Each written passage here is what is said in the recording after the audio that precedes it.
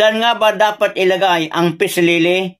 Sa opisina o lugar ng trabaho, maglagay ng peace lily. May isang halaman na hindi lamang nagpapaganda ng ating paligid. Ito rin ay may malalim na simbolismo at benepisyo. Ito ay ang peace lily, isang halaman na kumakatawan sa kapayapaan, kasaganahan at positibong enerhiya.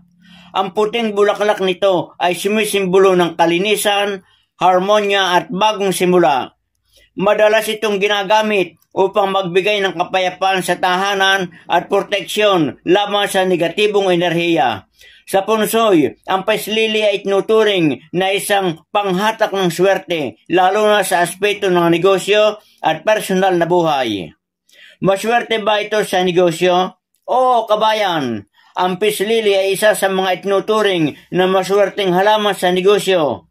May kakayahan linisin ang hangin na nakatutulong sa mas malinaw na pag-iisip, bawasan ang stress na mahalaga para sa mas produktibong trabaho, mapanatili ang positibong enerhiya na maaaring magdala ng kasaganahan at tagumpay. Saan nga ba dapat ilagay ang peace lily?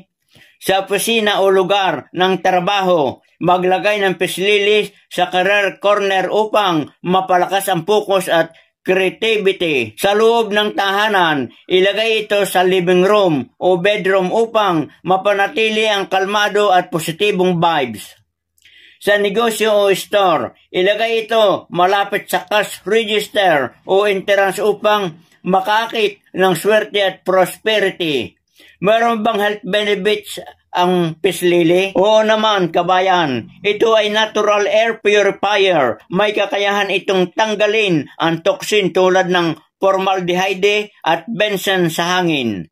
Pamparelax ng isipan. Ang presensya nito ay maaaring bawasan ng stress at anxiety. Pampaganda ng kapaligiran. Ang mga halaman ay may kakayahang patasin ang oxygen level kaya nakatutulong ito sa mas maliwalas na pagpapahinga.